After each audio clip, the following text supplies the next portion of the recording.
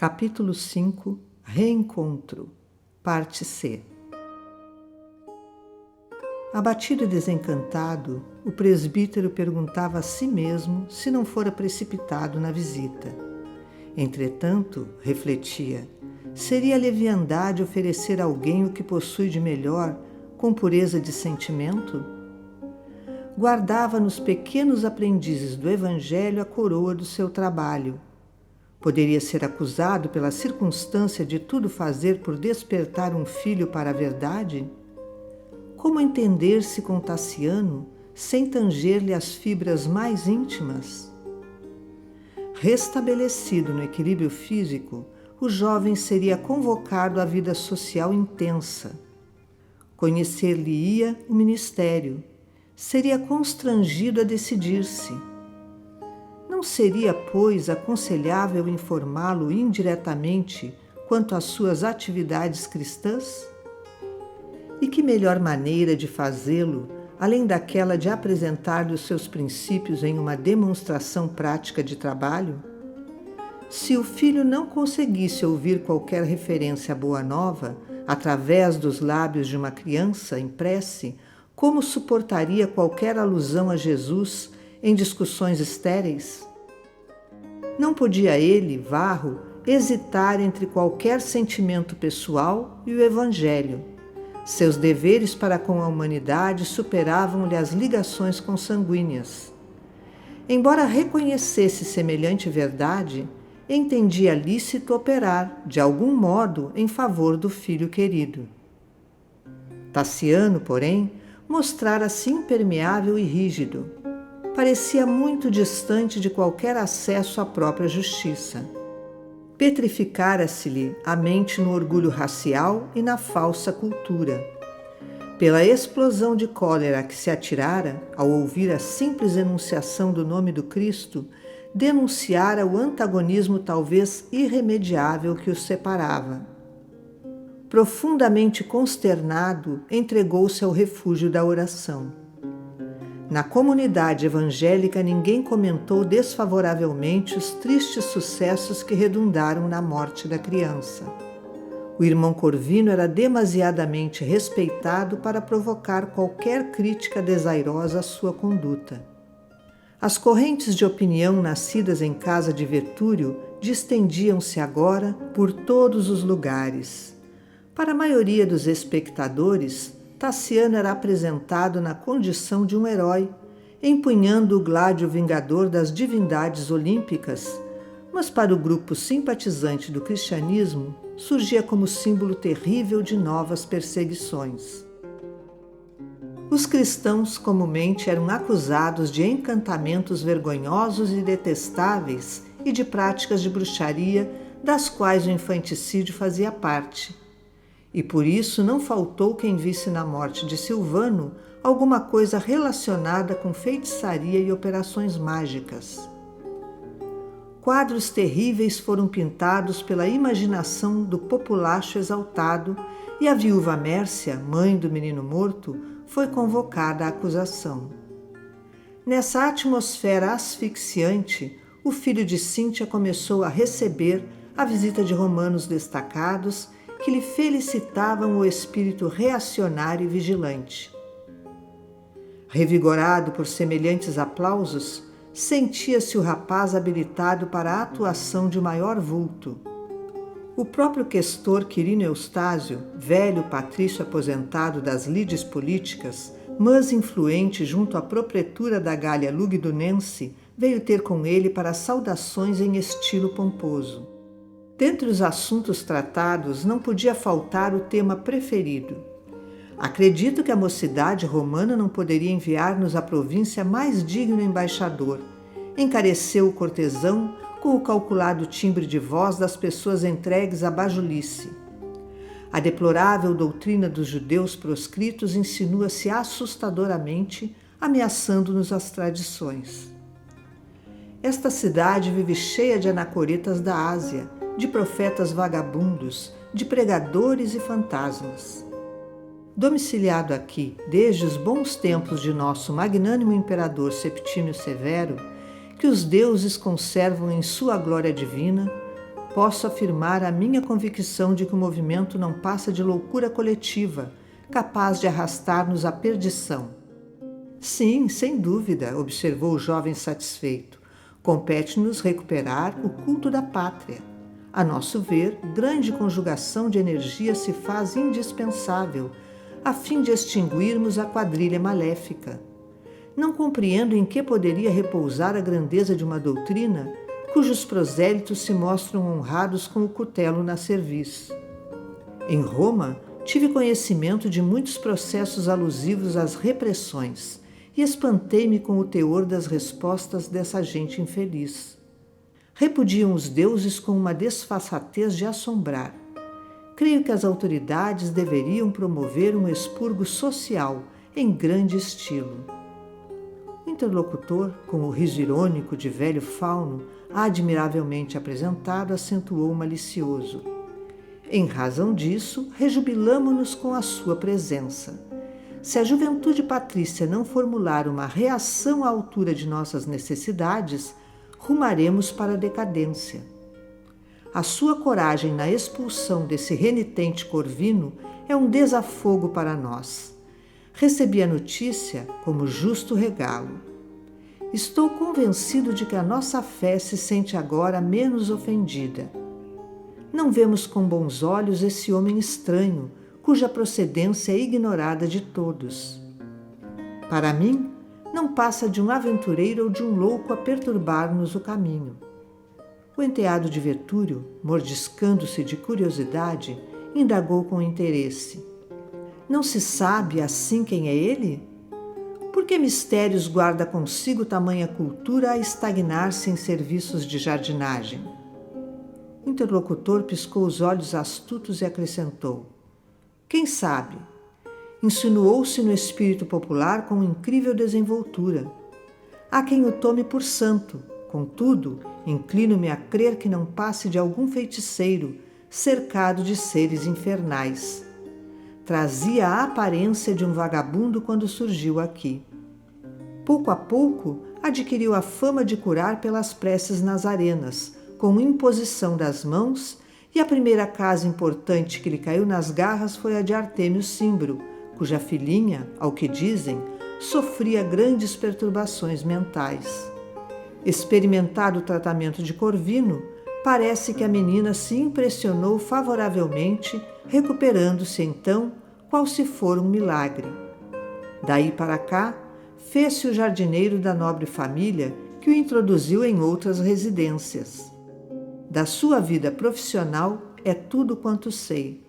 Das atividades do mago, porém, muito teria a dizer se pudesse. Refere-se o vulgo a 1000 coisas. Se fossem apenas os plebeus a se mostrarem maravilhados. Entretanto, temos alguns patrícios ilustres enleados na rede. Dizem alguns que a palavra dele está revestida de miraculoso poder. Afirmam outros que ele cura as mais complicadas enfermidades. É estranho ver uma cidade como esta a desvairar-se por este modo, comentou Tassiano com interesse. Por isso mesmo, necessitamos de elementos renovadores. A sua decisão, rechaçando Corvino, é sumamente confortadora. Ele é incompetente para conduzir crianças, mesmo desprezíveis. Sei que Artêmio lhe advoga a causa, mas estou convencido de que poderemos interromper-lhe, doravante, as mistificações. Zenóbio, um velho amigo que foi alto dignatário da imperial munificência, comunicou-me ontem à noite, informado por fontes dignas de crédito, que o menino morto fora encaminhado aos dentes do cão pelo próprio Corvino, a fim de que a malta cristã obtivesse sangue inocente para os mistérios negros das reuniões que praticam. É notório que ele foi a única testemunha do ato final. E baixando o tom de voz, perguntou: teria o dileto amigo observado isso? Seria muito importante registrar o fato através de sua própria boca. Tassiano, de rosto esfogueado, a exprimir o choque de contraditórias emoções, esclareceu presto. Nada posso adiantar nesse sentido. Quando ouvi o nome do crucificado, a revolta subiu-me à cabeça. Não tive olhos senão para defender a nossa propriedade contra a influência pestilencial. Determinei a soltura do cão de guarda, possuído de extrema desesperação. Não me cabe, por isso, asseverar aquilo que não verifiquei por mim mesmo. Quirino, porém, mordeu os lábios contrariado e ajuntou: fique certo, contudo, de que as coisas não terão ocorrido de outro modo. Reajamos em conjunto. Nossos escravos não podem continuar à mercê de bruxos inconscientes, e nem será lícito permitir que pessoas de nossa condição social se deixem embair sem defesa. Nisso, achamo-nos de pleno acordo, salientou o rapaz resoluto. De minha parte, pretendo corrigir e selecionar a comunidade de servidores. E que plano traçou para esse serviço? Gostaria de agir em minha casa com uniformidade de vistas.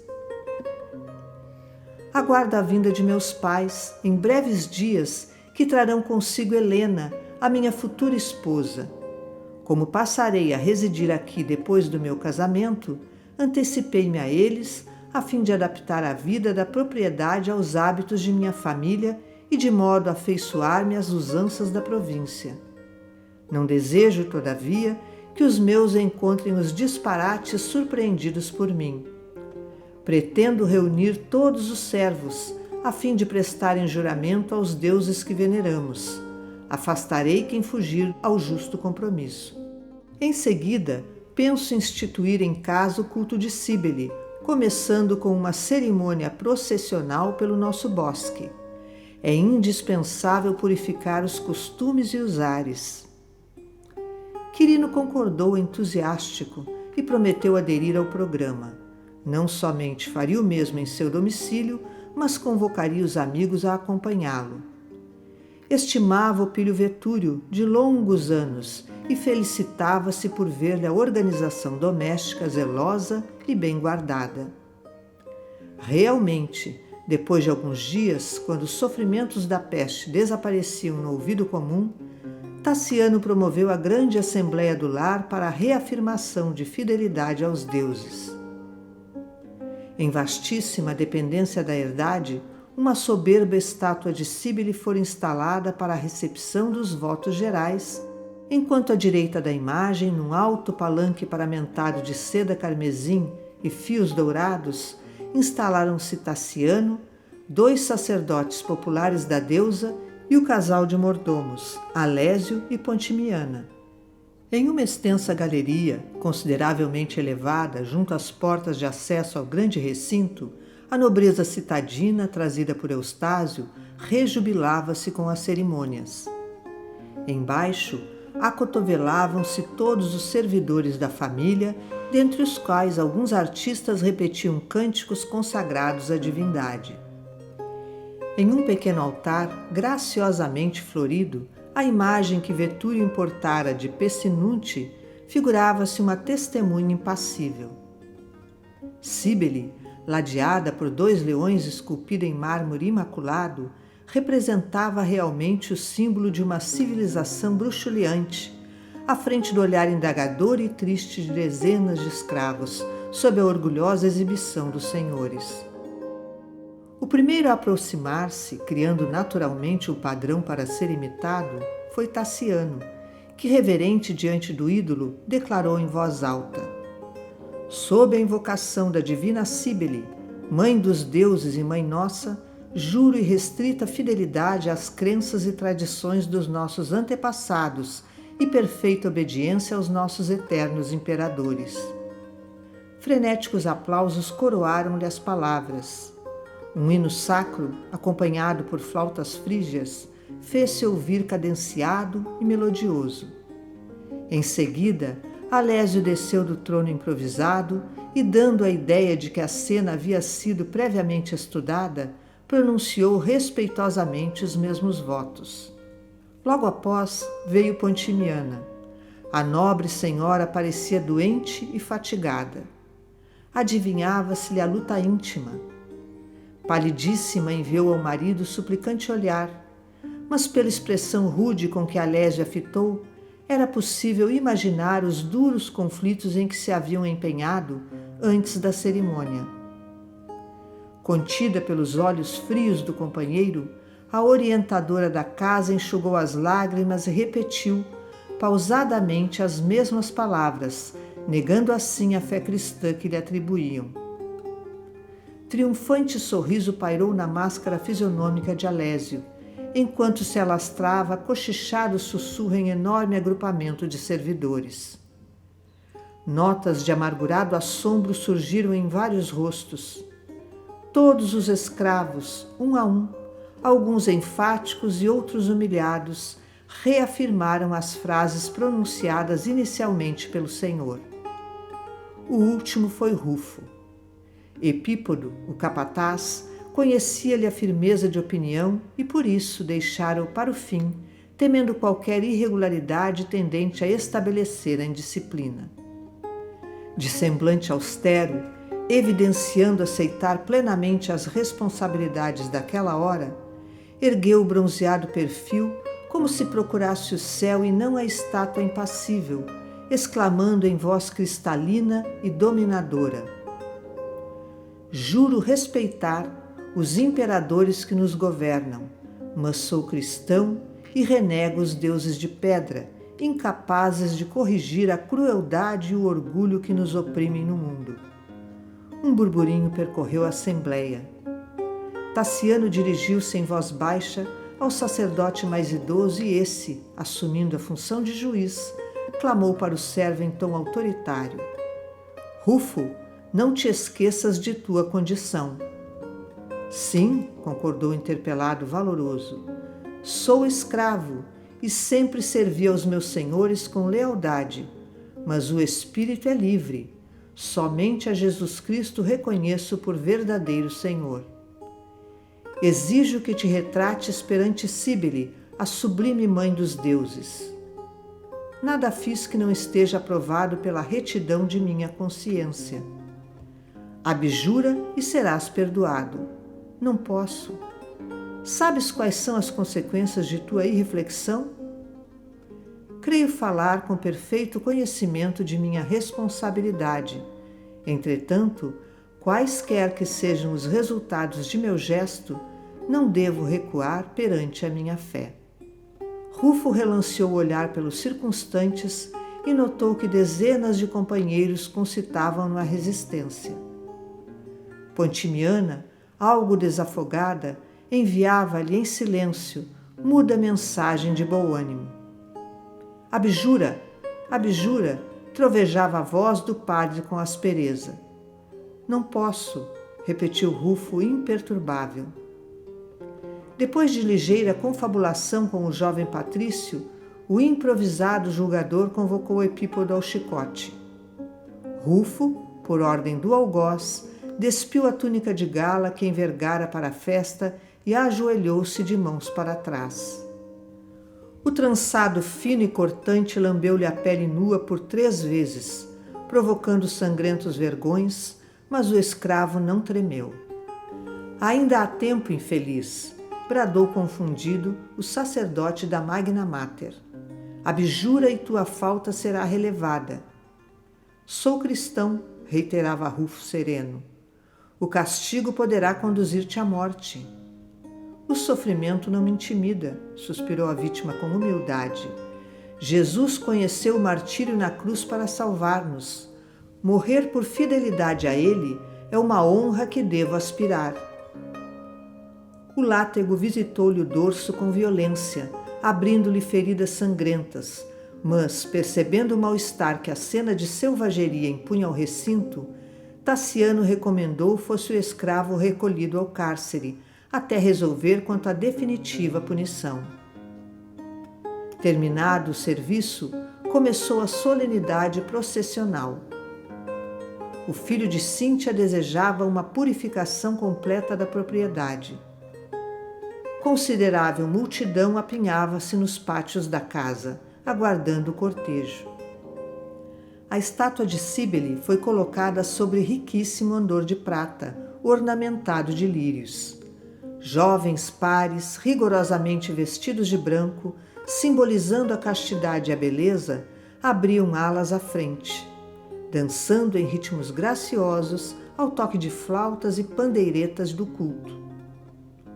Em seguida, todas as senhoras presentes, conduzindo palmas aromáticas, anunciavam o ídolo que, suportado pelos ombros de Tassiano e de outros rapazes consagrados à deusa, se fazia seguir pelos sacerdotes em orações do rito frígio e pelos incensadores. Depois deles, uma jovem de rara beleza carregava o cutelo sagrado. Acompanhando-a, vinha o conjunto de musicistas, usando trompas, flautas, símbolos, tímpanos e castanholas, nos cânticos votivos, cujos trechos harmoniosos se perdiam no matagal. Os dignatários e os principais vinham em fila, silenciosos e reverentes, e ao fim do préstito congregava-se a massa de escravos, mudos e tristes. Os hinos de louvor à Mãe dos Deuses embalsamavam o bosque de doce melodia, interrompendo o chilrear dos pássaros assustados. A procissão, em diversas fases, contornou a herdade através do arvoredo bem cultivado e das vinhas extensas, tornando a casa onde Cíbele foi restituída ao templo minúsculo que Opílio Vetúrio, em outro tempo, lhe erigira em pleno jardim.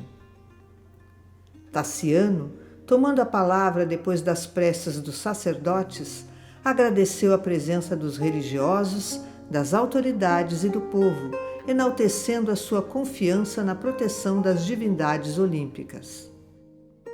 Dispersou-se a colorida assembleia. Entardecia. Sozinho agora no amplo terraço, de onde podia descortinar o horizonte lavado e límpido, o jovem instintivamente recordou o irmão Corvino, a morte de Silvano e a reação de Rufo, e sem perceber, começou a lutar com a influência do Cristo, não mais em derredor das próprias ideias, mas dentro mesmo do coração.